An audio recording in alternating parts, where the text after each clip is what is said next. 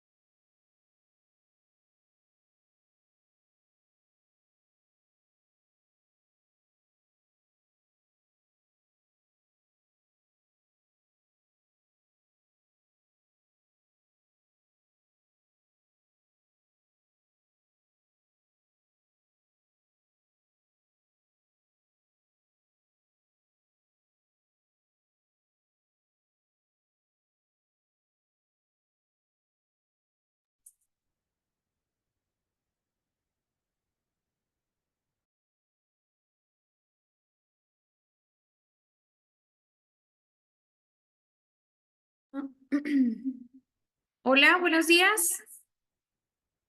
Mm, Muchas gracias por estar aquí con nosotros.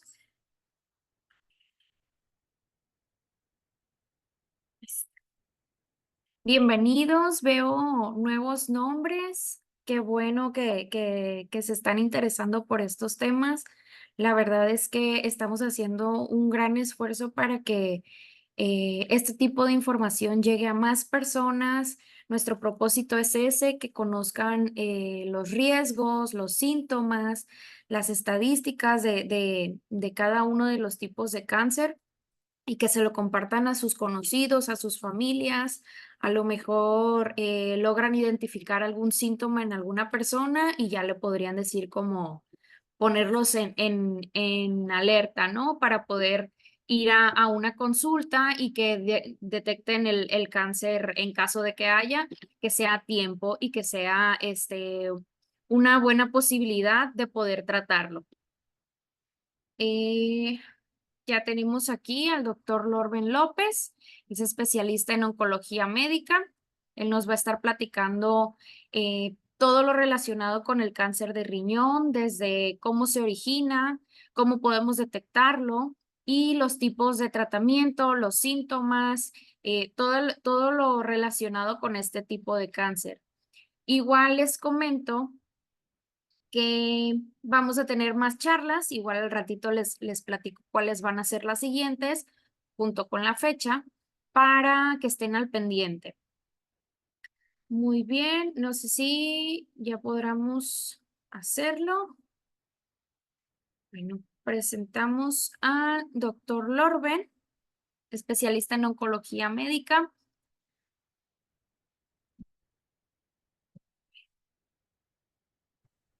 Hola, hola, ¿qué tal? Muy buenas tardes.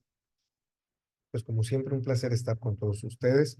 Y como pues ahorita comentaba Indra, ¿no? La intención de, de estas charlas es precisamente fomentar la observancia y el conocimiento que tiene la población general sobre estas enfermedades para una detección oportuna. Ujú. Una detección oportuna en cualquier tumor puede hacer una enorme diferencia y pueden salvar una vida definitivamente, pero no solo eso, se reducen el costo económico o financiero y el costo humano en el sentido del sufrimiento, porque no es lo mismo que con una cirugía como única intervención un paciente se pueda considerar curado, a que además de eso reciba radiación y quimioterapia, y resulta que no se curó y reciba quimioterapia por el resto de su vida, ¿no? Situaciones así, pues es la idea, la intención de todas estas charlas es que reduzcamos esas situaciones que aún en nuestro medio siguen siendo la mayoría de las veces, desgraciadamente, la forma en la que se presentan estas enfermedades. Pero bueno, el día de hoy, el tema que preparamos para ustedes es sobre cáncer de riñón. El nombre que le pusimos es Comprendiendo el cáncer de riñón. Y la intención es que esto sea una guía para quienes tienen un familiar o bien quienes quieran conocer simple y sencillamente cómo identificar un caso de cáncer de riñón y cómo es el cáncer de riñón y cómo es que esto funciona, ¿no? Bueno, a ver, ¿estánme? Eh, en esta diapositiva, creo que ya la están viendo, ¿verdad? ¿Sí? Ya, bien. Bueno, en esta diapositiva vemos cuál es la incidencia, ¿no? del cáncer en el mundo, cuáles son las principales causas y podemos ver que cáncer renal no aparece entre las primeras 10, es la número 14, con apenas, a nivel mundial, con apenas el 2,17% de todos los casos en ambos sexos, ¿ok? Cuando hablamos de cuál es la situación del cáncer renal en el mundo y la situación de México particularmente, podemos ver que tenemos una incidencia pues bastante alta. Tenemos una incidencia apenas inferior a lo que serían Estados Unidos, Canadá, a Argentina y a Chile en nuestro medio, en al menos nuestro continente y en el resto de los países europeos prácticamente, ¿no? Esto en cierta medida se debe a la falta de registro, me atrevería a decir. Recuerden que los registros del cáncer en México se pararon hace un par de sexenios y se han estado retomando de unos, que serán unos 8 años para acá, y ha costado mucho trabajo porque pues se perdió toda la infraestructura que se tenía y ahora se está empezaron a hacerlo ya no de todo el país, sino por regiones o partes del país, y cada vez más ciudades se van sumando a lo que es el registro del cáncer, pero ese programa es un programa federal que todavía está en constitución, es decir, todavía se está formando. Una buena parte de estas estadísticas provienen del INEGI, pero en el INEGI pues se tienen los certificados, por ejemplo, de defunción, pero no se tenía, por ejemplo, el registro, o al menos no siempre, de los casos nuevos, de todos los casos nuevos en el país. De tal forma que a veces hay incongruencias o inconsistencias en por qué hay tanto número acá y este número de acá y no coinciden. Pero bueno, a final del día, lo que estamos viendo aquí en el mapa, pues nos ubica como un país con bastantes casos. Se estiman 4.5 casos por cada 100,000 habitantes, esto de forma anual en el año 2002. Esta es información de la OMS, ¿de acuerdo? Esto es la incidencia, y ahora tenemos aquí cuál es la posición, ¿no? De lo que es el cáncer renal. Y una disculpa ahí porque la flechita está apuntando a pulmón, pero el número 14 ese sí está bien, ¿no? Ahí en riñón. Y es precisamente en la ubicación que tiene en nuestro país, que es prácticamente lo mismo que a nivel internacional, es la posición 14. En nuestro país ocupa el número 14 el cáncer de riñón. Siguiente. Y aquí tenemos ahora la mortandad, y a nivel mundial ocupa el lugar 16 con el 1.6% de las muertes relacionadas al cáncer. ¿Ok? ¿Cuál es la situación de nuestro país? Y aquí es el tipo de cuestiones que les comentaba. Aquí tenemos una mortandad por arriba, ¿no? 2.3, por ejemplo, que Estados Unidos o que otros países europeos. ¿De acuerdo? 2.3 personas por cada 100,000 habitantes. Esa es la mortandad en México en 2022. Y la ubicación, la posición es la 11, ¿no? Del cáncer de riñón. Y como causa de muerte. Entonces, tampoco en México ocupa un lugar entre las primeras 10 causas. No por eso es poca cosa, ¿eh? Sepan ustedes, y ese va a ser motivo de otra charla que vamos, ya, créanme que le estoy preparando, le tengo muchas ganas, que habla sobre la incidencia de los tumores en pacientes jóvenes. Para la OMS, los pacientes jóvenes son los menores de 50 años, y se ha visto en las últimas 3 décadas que se ha incrementado en un 70% el cáncer en pacientes jóvenes.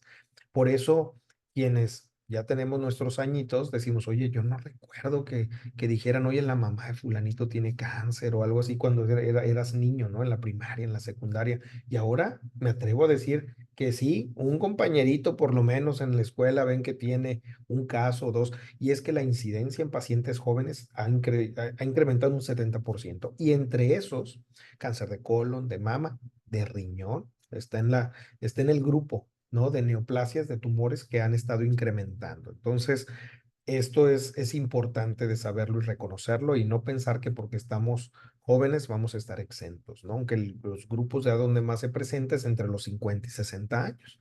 Así es. Esta, siempre me gusta poner es muy vieja esta imagen, la saqué de lo que era un Plan Nacional de Desarrollo, está sacada del INEGI, pero lo que me gusta es que se tomó desde que se tenía registro precisamente de los casos de cáncer, que fue en los 80s, y pueden ver como una franja gris que representa los tumores malignos no deja de ascender. Es una constante, y la constante es 2.5% de crecimiento anual. Es una pendiente sostenida hacia arriba, y esto tiene que ver, entre otras causas, por el envejecimiento poblacional. Mientras que la población en México crece al 0.75% anual, el crecimiento del cáncer ha sido del 2.5, es decir, 3 veces más rápido que la población. Y esto es porque estamos envejeciendo. El número de mayores de 60 años cada vez va creciendo, ¿no? Con respecto a los jóvenes, en el 2022, por primera vez fueron más los mayores de 60 años, con el 12% de la población, que los menores de 5 años. Entonces, eso marca un hito porque quiere decir que en vez de en la pirámide poblacional haber más niños y pocos viejitos, vamos a llamarlo así, ¿no? O gente adulta, empieza a pasar esto, una inversión de la pirámide. Y ahora, por primera vez en 2012, los que eran mayores de 60 eran más que los menores de 5 años, acá en la base de la pirámide. Entonces, es la inversión de la pirámide poblacional. Para el 2050 se espera que llegue a ser el 27%, más del doble de lo que actualmente son mayores de 60 años.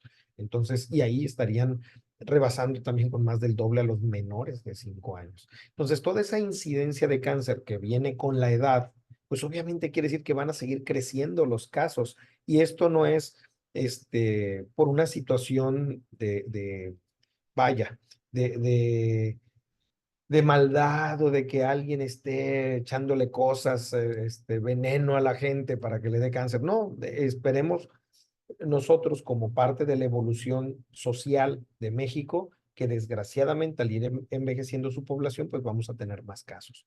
Lo que sí, y ya lo veríamos en otra plática, ¿no? Pero estos casos en los pacientes jóvenes están vinculados a los hábitos y a los malos hábitos que tenemos. Al final les voy a comentar un poquito al respecto.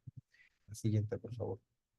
Y aquí tenemos cuáles son los casos estimados del 2000, fíjense, 2022 al 2045. Vean el incremento que se espera.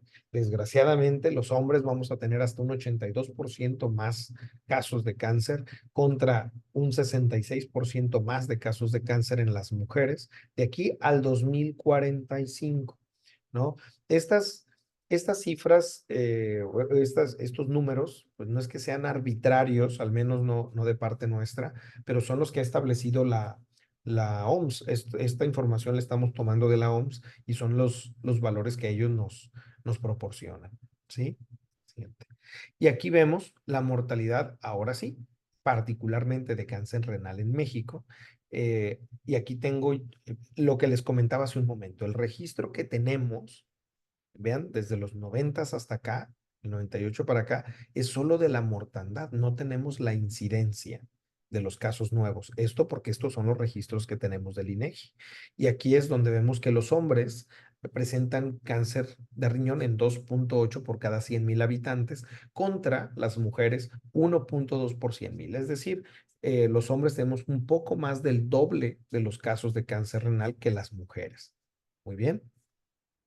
Ahora, ¿cuál es la proyección de esta mortalidad? Y aquí sí vemos la incidencia, ¿de acuerdo? Vean cómo la incidencia se va a disparar en ambos géneros, más o menos de forma uniforme, y se espera, por supuesto, que la mortandad crezca, ¿no? De todas formas, esa proporción, más o menos 2 a 1, se va a mantener. Vean cómo la incidencia en los hombres de 7.8 por 100,000 en 2050 contra la incidencia en mujeres de 3.9 por 100,000, ¿no?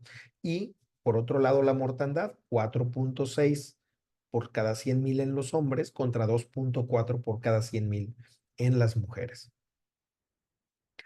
Cuando vemos el número de casos que tenemos, por ejemplo, en 2022 se tuvieron 6,430 casos de cáncer renal en México. Al comparar esto, en 2045, la proyección actual de la OMS con los datos que tenemos estadísticos de México, se estiman 10,900 casos. Es decir, pues casi lo que decíamos, casi se duplica el número de casos que se espera para aquí es 2045. Hace rato veíamos en la proyección hasta 2050. De nuevo, créanme, no es que yo busque confundirlos, son las cifras que nos da la OMS y las tomo tal cual y no me gusta meter mano o hacer estimaciones propias porque la intención es presentar el dato duro como es, el dato fidedigno y fiel a la referencia, ¿no? Ahora, a mí me gusta recordarles que nosotros como seres humanos estamos compuestos de células y las células que nos componen son como los ladrillitos, si fuéramos un gran edificio, compuestos por un promedio de alrededor de unos 30 billones, o sea, millones de células.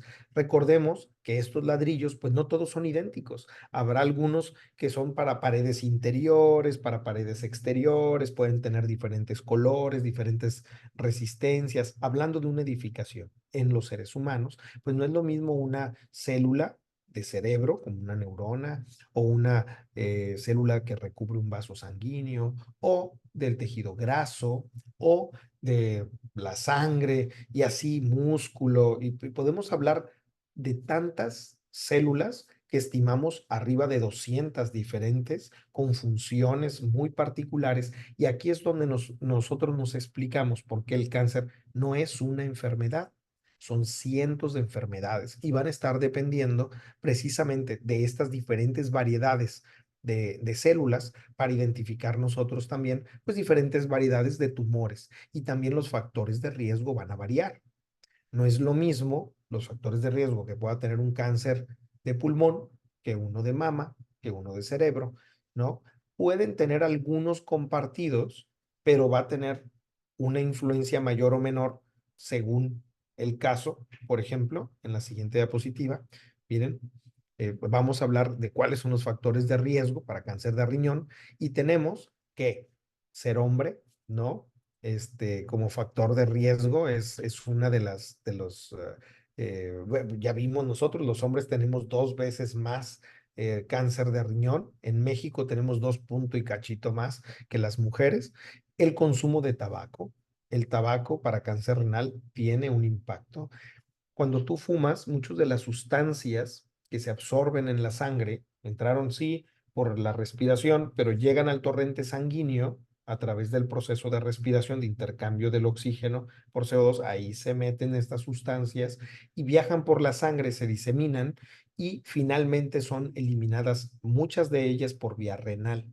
Curiosamente, el siguiente cáncer, después del cáncer de pulmón, que más se afecta por la concentración de los derivados del tabaco, es el cáncer de vejiga.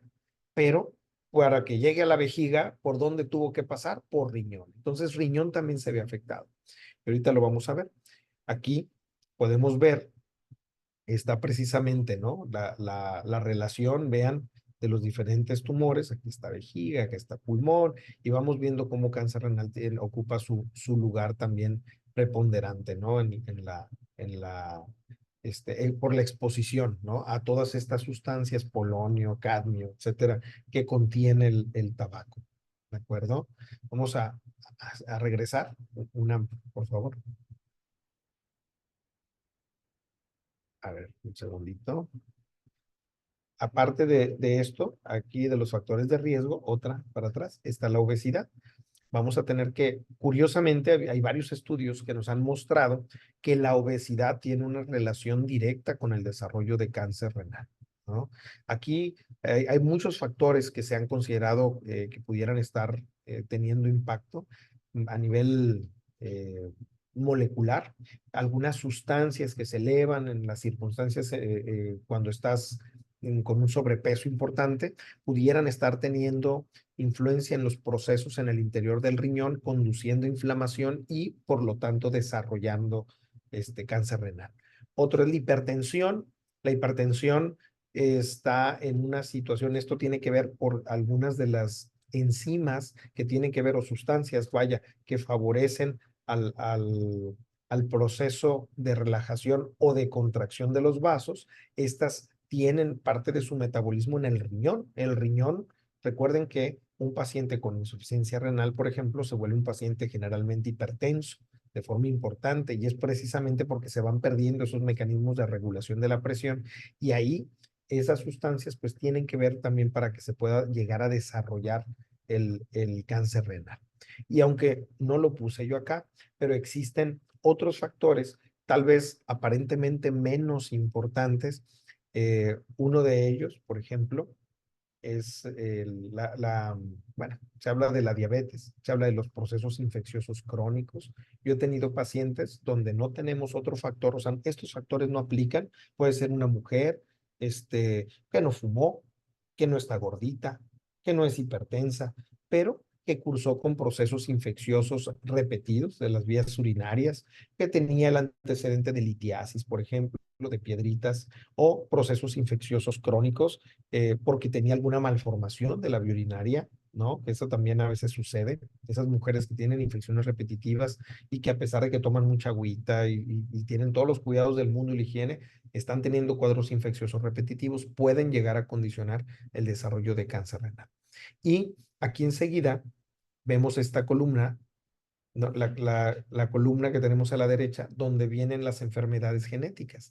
Y son varias. Y ahorita van a ver cómo estas están relacionadas con diferentes variedades de cáncer renal.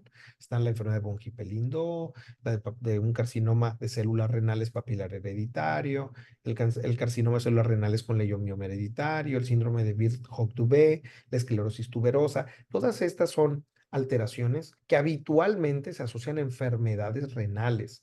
Quienes padecen estas enfermedades tienen una alta probabilidad de desarrollar insuficiencia renal, ¿de acuerdo? Entonces, vean cómo el daño, el manejo de hipertensión, la presencia de este tipo de enfermedades conducen a un daño al riñón que probablemente al final se va a desembocar en un cáncer, ¿sí? Ahora sí, otra más. Gracias. Y aquí tenemos cuáles son los principales síntomas. Si ustedes quisieran identificar el cáncer de riñón, pues lo primero que se busca es lo que le llaman la triada del cáncer renal, que es la presencia de una masa renal o una masa, una bola. Recuerden que los riñones están en los flancos, están abajo, en la espalda baja. Es más fácil que estén cerca de nuestra espalda que hacia el frente. ¿De acuerdo? Entonces están aquí atrás, en la espalda baja, y de ahí la vía urinaria va pasando hacia adelante, hacia donde está la vejiga. O sea, está el riñón y van luego los ureteros conectando esto hasta la vejiga, ¿no?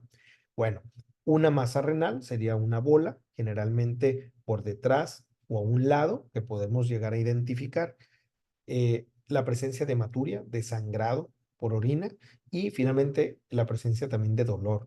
Ahora, esta triada que se le llama la triada clásica de cáncer renal, etcétera, no siempre está presente. Si bien son algunos de los síntomas más comunes, se dice que hasta menos a veces del 20% de todos los pacientes presentan realmente la triada. Es decir, no hay un dato característico y único. Cualquiera de nosotros, si llega a orinar poquita sangre, va a pensar traigo una infección o una piedrita en la vía urinaria y no necesariamente vamos a pensar en tumor.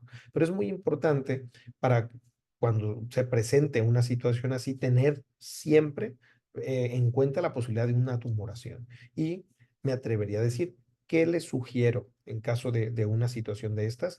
Pues hacer un ultrasonido. Un ultrasonido renal nos va a permitir identificar no solo la presencia del riñón, sino también la tumoración. Una tumoración renal es relativamente muy sencilla de identificar a través de un ultrasonido. Y bueno, en la columna del lado derecho vemos que aparecen ahí una serie de otros datos que van a depender en realidad de lo avanzado que esté la enfermedad. Por ejemplo, aquí dice síndromes paraneoplásicos y estos van a depender de la presencia del tumor y de la influencia que éste tenga durante su proceso de diseminación. Por ejemplo, si se nos fue a los pulmones, puede haber un derrame pleural, puede desarrollar tos, puede desarrollar dolor, incluso si se pegó a la parrilla costal y agarró un nervio. Puede haber, si se va a cerebro, convulsiones, cefaleas, es decir, dolores de cabeza importantes, alteraciones en la conducta, dependiendo la ubicación del cerebro donde se encuentren las lesiones. Hipercalcemia, es decir, niveles altos de calcio en sangre, y esto es porque el tumor, cuando viaja al hueso, puede descalcificarlo de manera muy importante. Puede como consecuencia haber fracturas y finalmente también cuando hay metástasis a hígado, pues puede llevarnos hasta la falla hepática y todo lo que eso conduce. Es decir, que tenga las bilirrubinas altas, que el paciente se ponga amarillo, puede haber prolongación de los tiempos de coagulación. El afectar las funciones del hígado puede ser dar un abanico de posibilidades diagnósticas muy amplio. Entonces, si me dicen, ¿cuál es el dato más importante para cáncer renal? Pues nos seguimos basando en la triada, a pesar de que tener todos los síntomas es menos del 20% o alrededor del 20% de los pacientes, entonces no hay algo específico. Aquí, sabiendo los factores de riesgo, es suficiente para sospecharlo si se suma algún síntoma vago de la vía urinaria. Un ultrasonido de riñón es algo sumamente económico, hacer unos estudios básicos con biometría, química, pruebas de funcionamiento hepático, un examen general de orina, eso no se considera algo costoso y pudiera darnos suficiente información como para descartar o corroborar la presencia de este diagnóstico. Me adelanté un poquito. Aquí precisamente lo comentamos, ¿no? Lo de los laboratorios. Ahora, yo les comenté lo del ultrasonido. Cuando tenemos un ultrasonido y este da una imagen de sospecha, una tomografía, y fíjense bien, aquí le puse de tórax, abdomen y pelvis. Y esto es importante porque precisamente ya no nada más rastreamos la bola, sino la afectación que pueda haber dado a otros órganos, como ya dijimos, pulmón, el hígado, hay un abdomen a nivel pélvico que no esté comprometiendo alguna otra estructura, incluso la afectación a ganglios y algo que desgraciadamente es muy común, como ahorita vamos a ver en la clasificación del tumor, que invada vasos sanguíneos. En las etapas avanzadas puede invadir la vena cava o la arteria renal y entonces comprometer los vasos sanguíneos implica ya que está más avanzado. Luego, el llevar a cabo estudios como una resonancia magnética, una tomografía de cráneo, normalmente no están indicados de primera instancia, salvo que haya datos clínicos que sugieran la presencia de metástasis cerebrales, pero es importante tenerlo en cuenta. ¿De acuerdo? Y finalmente, una pregunta que muchos nos hacen, oye, ¿y el PET-CT en estos casos? Porque el PET, les recuerdo, es un estudio de imagen donde se administra, además del contraste convencional que tiñe los vasos sanguíneos, se administra glucosa radioactiva y esta al absorberse en los tejidos delata aquellos que tienen una actividad metabólica mayor. Por eso se puede confundir con aquellos tejidos que están inflamados, ¿no? Y darnos la impresión de que hay tumor. Pero desgraciadamente cáncer renal, y esto es muy importante decirlo, no suele dar valores positivos en muchos de los PET que se hacen, de tal manera que no está indicado y no se sugiere en estas circunstancias. ¿De acuerdo? Bueno, aquí lo que les comentaba hace rato, estas son algunas de las variedades histológicas, ¿no? Las principales, si ven estos porcentajes, les pueden parecer chicos, del 5 o 10%, pero sepan que aproximadamente actualmente la última clasificación de la OMS incluye alrededor de unas 16 variables o variedades histológicas, pues, del cáncer renal, siendo la más común en todos los casos, pues, células claras. Los tumores de células claras son el 75%. 3 de cada 4 tumores de riñón son de células claras, pero hay un montón de otras variedades, como podemos ver aquí, y esto es importante determinarlo porque tanto los tratamientos pudieran llegar en un momento dado a ser distintos, como el comportamiento de la enfermedad, ¿sí? Bueno, cuando hablo de las etapas clínicas del cáncer renal, aquí lo tenemos muy clarito. La primera etapa, pues es un tumor que llega hasta los 7 centímetros, ¿sí? Este puede ser menor o igual a los 7 centímetros, generalmente está limitado al riñón y no está afectando otras estructuras. Ya cuando se tienen más de 7 centímetros, pero aún así está limitado al riñón, puede estar afectando, vaya, otras estructuras, no solo el tejido renal propio, sino como ven aquí, la pelvisilla, que es donde desemboca la orina, ¿sí? Como si fuera un embudo, ¿sí? Aquí se la señalo. Esta es la pelvisilla renal. Puede estarla afectando, pero vean cómo omite los vasos, ¿sí? Aquí no se está metiendo ni a la cava ni a la arteria renal. Precisamente cuando tenemos una etapa 3, aquí ya tenemos que el tumor se introduce a través de la vena cava y puede llegar a tener estos coágulos ahí en esa posición, ¿no?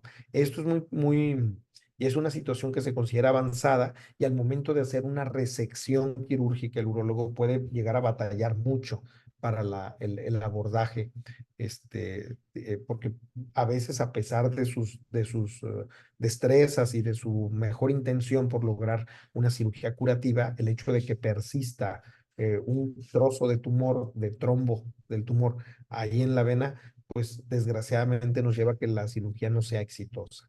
Y en la etapa 4 donde ya el tumor crece más allá de la fascia gerota, que es lo que es una capa fibrosa que recubre el riñón, es decir, ya se desparramó, puede haber afectado glándula suprarrenal o bien diseminarse a otros órganos. Ahí, esa ya es una etapa 4 o una etapa metastásica de cáncer renal. ¿De acuerdo? Bueno.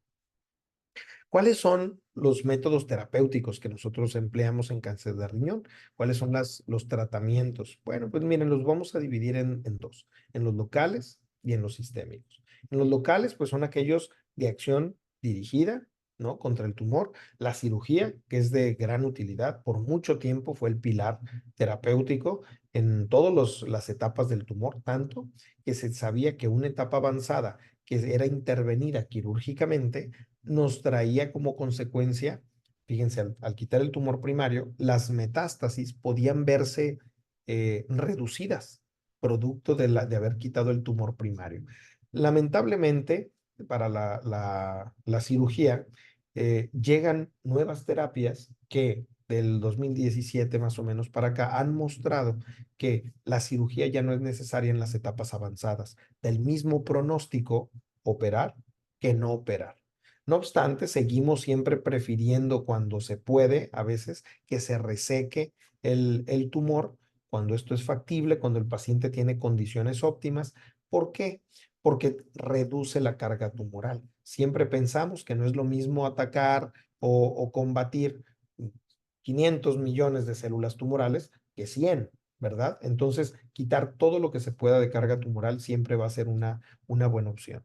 Ahora, estoy hablando de etapas avanzadas. ¿Qué pasa en las etapas tempranas donde el tumor está limitado al riñón y hay muchas posibilidades de éxito?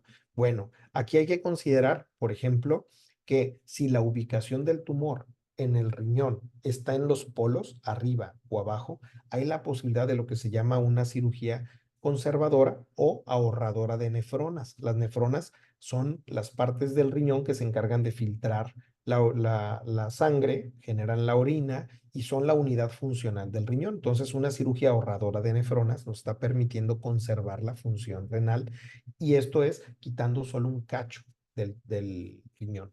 No obstante, estas cirugías tienen sus reglas y hay veces que desgraciadamente, y nos ha pasado, pacientes jóvenes que tienen un tumor pequeño, pero salió en el centro y dices tú, no se puede. Si no es en los polos, yo no te puedo quitar el centro donde desembocan las arterias, las venas y todo, y que lamentablemente, este, eh, al cortar esa parte, pues los polos se quedan sin la nutrición, ¿verdad? Sin los vasos. Entonces, no se puede. Si el tumor sale en los polos, pues no hay problema. Cortas el polo y no afectas el resto del riñón.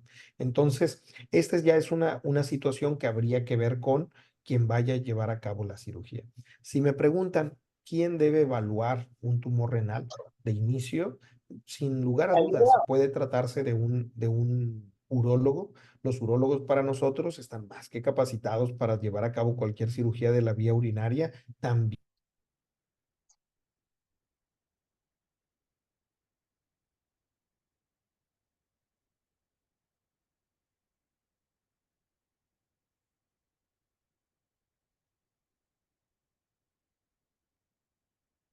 Escucho nada.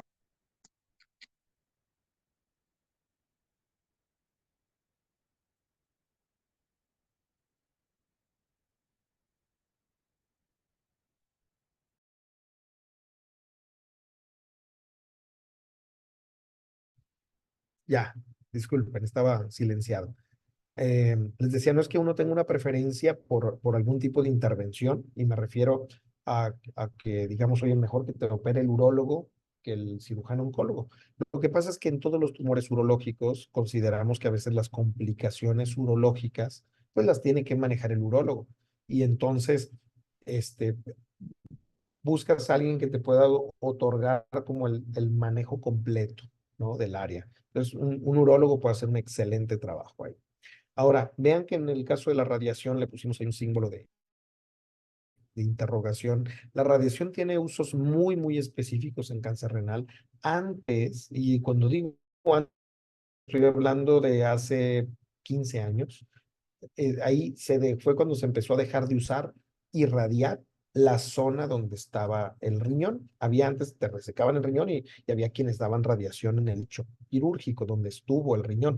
Ya en la actualidad esa es una práctica en desuso, ya no se está empleando, pero, por ejemplo, si tienes metástasis a hueso, sobre todo si son dolorosas, o bien, por ejemplo, metástasis a cerebro, ahí es una indicación, por ejemplo, la radiación. Entonces, tiene su H. Ahí, la que no es considerada un tratamiento hoy por hoy mostrado un beneficio. Sin embargo, vean que tenemos otras dos opciones muy valiosas y muy buenas, que son las terapias dirigidas y la inmunoterapia. Las terapias dirigidas hacen referencia a pastillas, a medicamentos casi todos orales, que van a inhibir la formación de vasos sanguíneos. Y ahorita vamos a ver una imagen que nos representa cuál es el proceso por el cual un tumor forma nuevos vasos sanguíneos para nutrirse, y ahí es donde actúan estos tratamientos. Y está la inmunoterapia, que hoy por hoy es lo más avanzado que hay y reciente, que implica, hay diferentes tipos de inmunoterapia. Podemos empezar desde cosas muy básicas, que es, por ejemplo, se introduce una sonda a la vejiga y puedes tratar un cáncer de vejiga, ¿de acuerdo? Pero y eso se considera una inmunoterapia, pero no le quiero llamar primitiva, pero que está haciendo nada más una activación inespecífica de las células del sistema inmune que estén más fácil y la ataquen. En este caso, la inmunoterapia, a la que hago referencia aquí en esta diapositiva, es una mucho más dirigida, que tiene que ver con la manipulación del sistema inmune, porque estos tumores buscan cómo evadir la respuesta y nosotros con estas terapias hacemos que ya no lo puedan hacer. Y bueno, vamos a verlo en las siguientes diapositivas.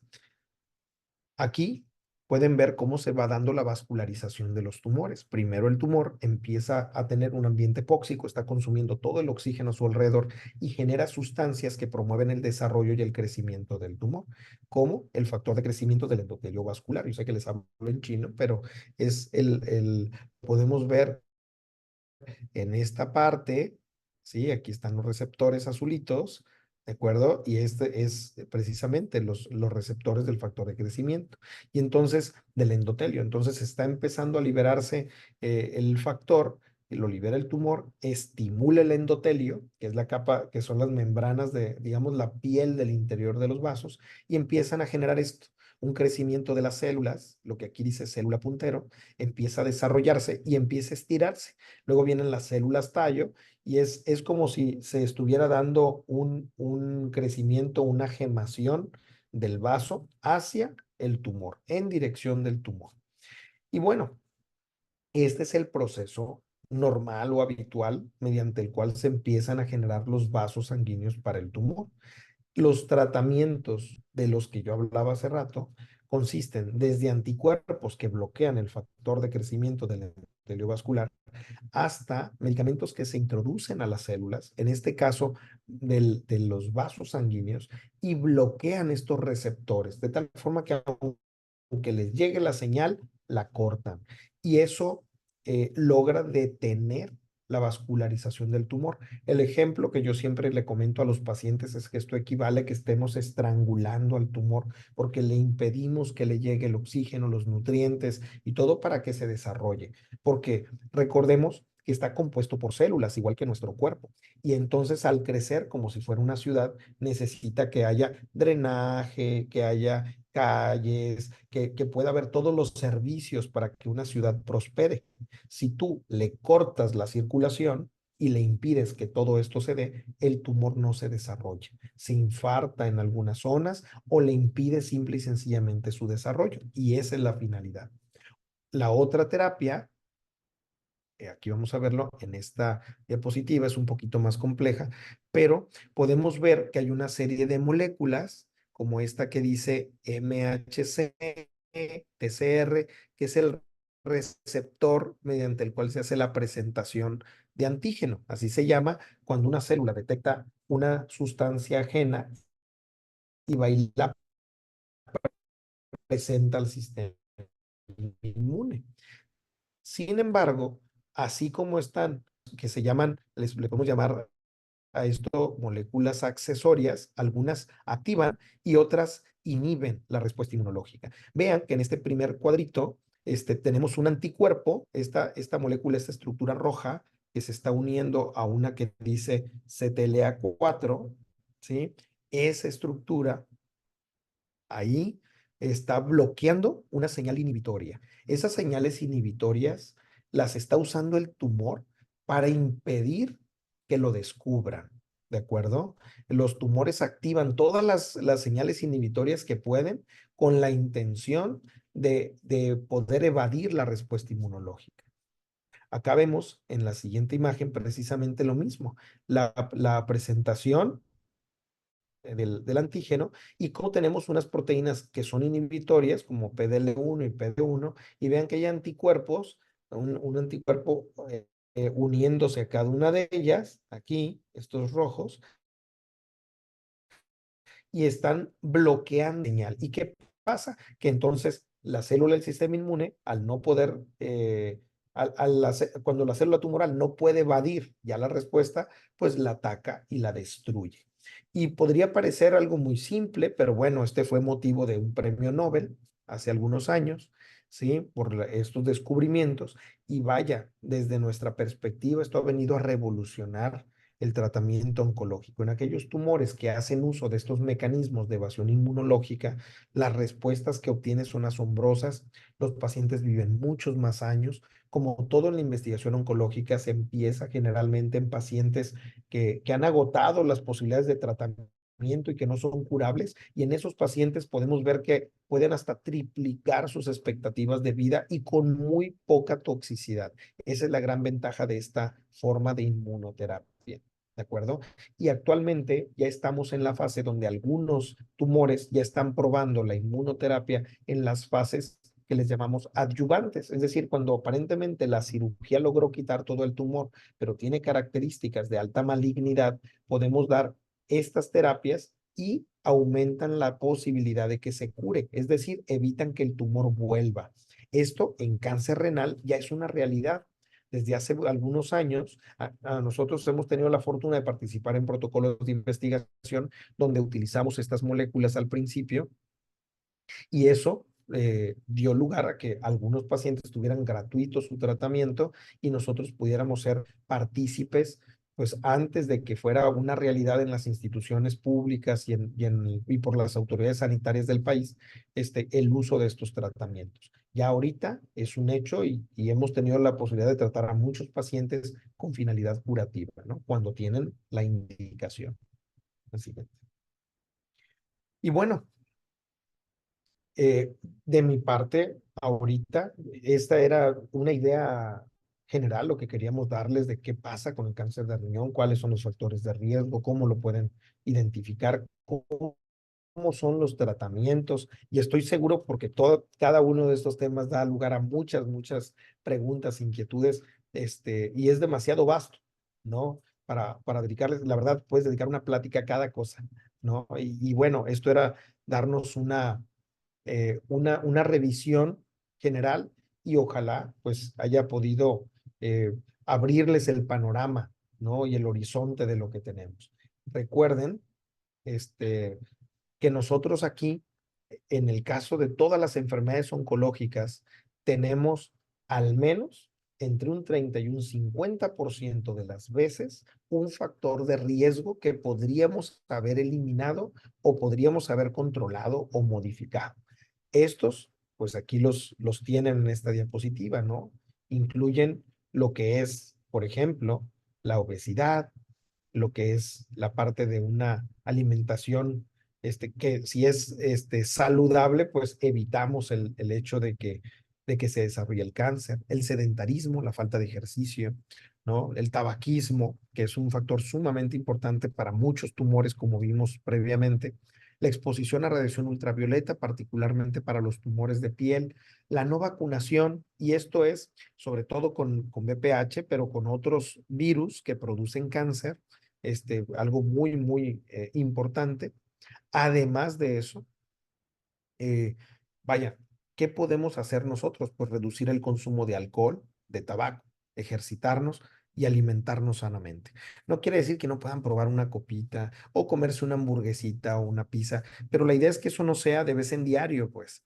La idea es que eso fuera la excepción a la regla, una vez al mes, una cosa así, en vez de que fuera lo de todos los días. Esto en parte se ha considerado lo que les decía yo al principio, uno de los causantes por los cuales los pacientes jóvenes cada vez tienen más cáncer. Entonces, si queremos reducir la incidencia del cáncer y más en pacientes jóvenes, habría que controlar estos factores de riesgo. Entonces, no me cansaré de utilizar esta diapositiva cada vez que dé una charla para invitarlos a que pues tengamos una vida lo más saludable, lo más sana posible. ¿De acuerdo? Hay que alimentarse bien, descansar bien, ejercitarse bien y procurar hábitos saludables, evitar fumar, consumir alcohol. No es que no lo puedan hacer, pero el consumo debe ser sumamente moderado y si lo puedes eliminar, mejor aún. Y bueno, pues no sé si hasta aquí hay alguna duda, alguna pregunta, alguna inquietud. Yo sé que es un tema, pues que a lo mejor se les hizo complicado. No sé, yo estoy abierto a responder cualquier duda que tengan, ¿no? Con la mejor de las intenciones.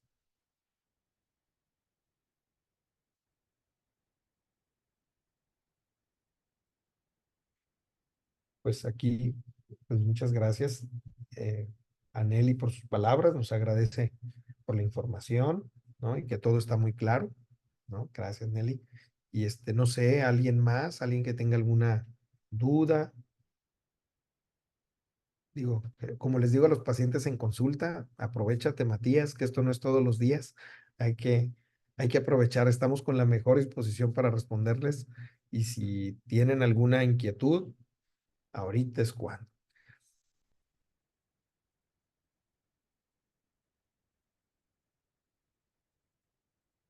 Bueno, voy a aprovechar el comercial, ¿no? Para recordarles, nosotros, pues estamos en COP, Centro de Oncología Personalizada.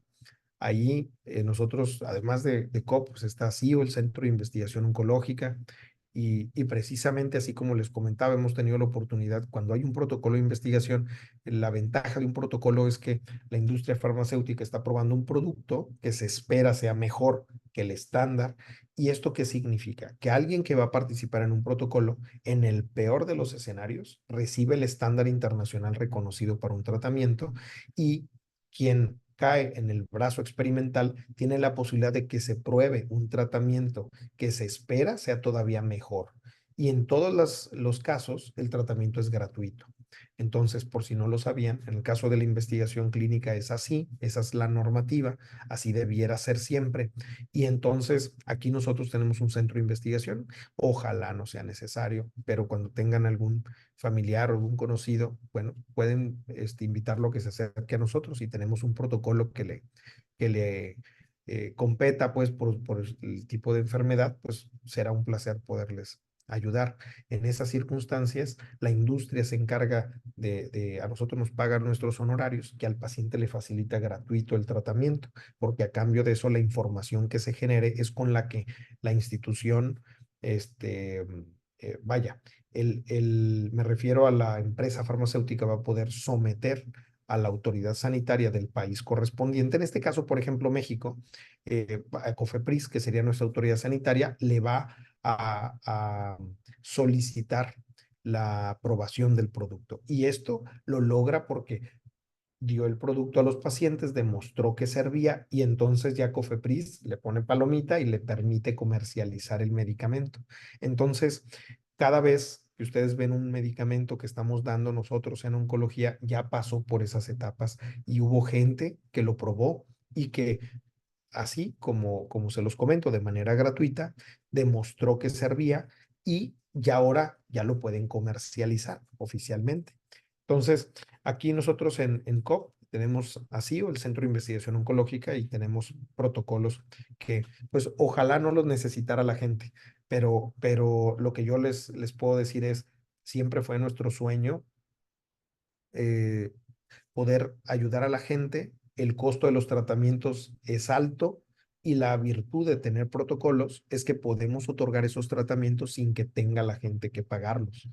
Les es gratis, ¿no? Entonces, pues ojalá no lo necesiten, pero sepan que eso existe, ¿no? Y que lo tenemos aquí. Muy bien. Perdón, yo estaba muy platicador. Aquí hay una duda. Otras vacunas para prevenir el cáncer, además de BPH. Sí, bueno, es que depende, ¿no? Porque existen, el cáncer está relacionado con diferentes tipos de bacterias y, y virus, ¿no? Entonces, algunas de las vacunas, la del VPH es la fundamental, es la más importante. Algunos de los virus o bacterias que están relacionados con el surgimiento de cáncer y de otras complicaciones, si bien se pueden ver beneficiados por el uso de vacunas, ninguna tiene el impacto que tiene la de VPH. Por eso es particularmente uno se refiere a VPH. ¿No? Si me dices, ¿cuáles son los principales patógenos en el mundo? Porque sepan que no es uno, estás hablando como nada más de virus como unos 20, ¿no? Porque, por ejemplo, ¿qué otras vacunas? Las vacunas para hepatitis, ¿sí? La hepatitis B y hepatitis C, hay vacuna para hepatitis B, ¿no? Para hepatitis C no, pero para hepatitis B sí. Hepatitis B y C generan hepatocarcinoma, cáncer de hígado. Después, primero te generan cirrosis y luego el cáncer de hígado. Y en el caso les decía, de los principales patógenos, algunos no tienen vacunas, pero hay otros métodos de prevenir, como sería, por ejemplo, el Helicobacter pylori en estómago. Cuando tenemos el Helicobacter pylori, se asocia a la formación de úlceras, y quien tenga una úlcera gástrica debe saber que teniendo una úlcera gástrica tienes un 4% por año de riesgo de que te salga un cáncer de estómago. Entonces, tener una úlcera es un factor de riesgo para desarrollar cáncer de estómago y hay que inmediatamente erradicar esto. Entonces, si tienes un proceso infeccioso por Helicobacter pylori, por eso te tratan para erradicarlo, ¿no? Y así como esta, Helicobacter pylori, está el virus de Epstein-Barr, y hay muchos otros bichos, ¿no? Patógenos, virus o bacterias que pueden generar cáncer, pero los principales, el que más impacto tiene son precisamente, por ejemplo, VPH, los virus de hepatitis, Helicobacter pylori a nivel mundial. Hay otros, que la fasciola hepática, que es un parásito que se ve, da tumores de la vía biliar y de hígado, pero ese lo ves en Asia, por ejemplo, casi no se ve en América. Entonces, hay muchos, pero los más relevantes me atrevería a decir que son esos. Espero que responda la duda, ¿no? Y pues, bueno, les agradezco mucho a Cindy, a Carolina, a Oralia, ¿no? A Norangélica, gracias por sus palabras, y a Juan Pablo, ¿sí? A Belia, ¿sí? Es a mí me da mucho gusto por lo menos que nos, que nos acompañen, ¿no? A mí me encanta, la verdad, todo lo que es la divulgación científica siempre me ha gustado mucho, y qué bueno que ustedes presten sus oídos para que yo me desahogue, ¿no? Y podamos todos saber un poco más de la enfermedad. Al final, ojalá que este esfuerzo se traduzca en que haya menos cáncer porque haya más información, ¿no? Así es. Muy bien. Bueno, pues si no hay ninguna otra duda o pregunta, pues ha sido un placer estar con ustedes, ¿sí? ¿No? Un placer, Maggie. Un placer con todos. Bueno, hasta pronto. Esperemos verlos de nuevo en la siguiente charla. Muchas gracias, doctor. Gracias por toda la información que nos ha dado.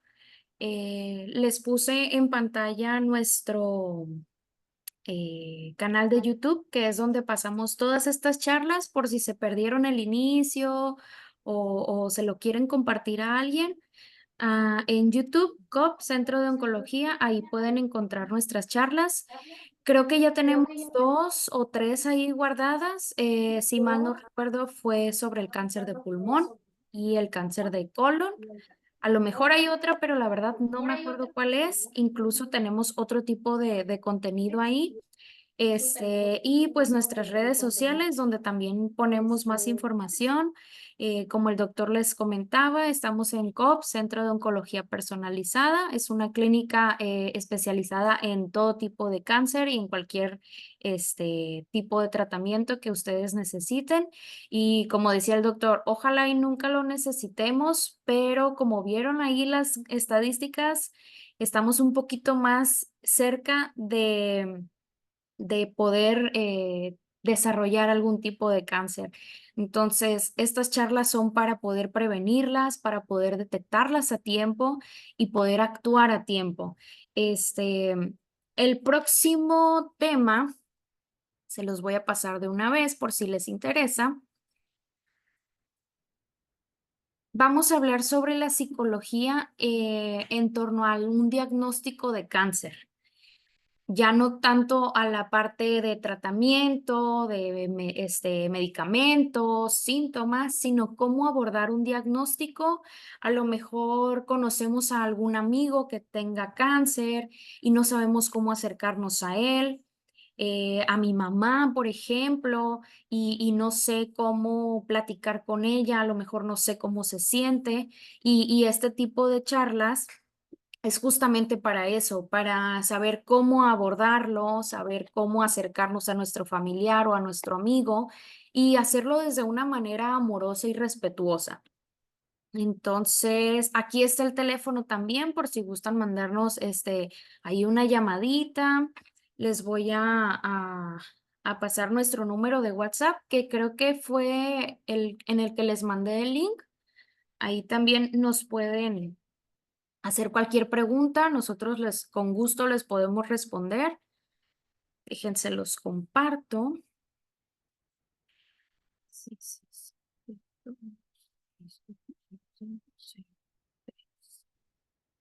Ahí les pasé nuestro WhatsApp, el WhatsApp de Fundación COP. Igual, pues nuestras redes sociales, nuestro canal de YouTube, ahí estamos subiendo más información a detalle. Digo, estas charlas son 40, 50 minutos y hay demasiado que hablar respecto a uno o a dos tipos de cáncer. Hay muchísimos más de los que nosotros nos gustaría platicar. Y justamente para eso son estas charlas, ¿no?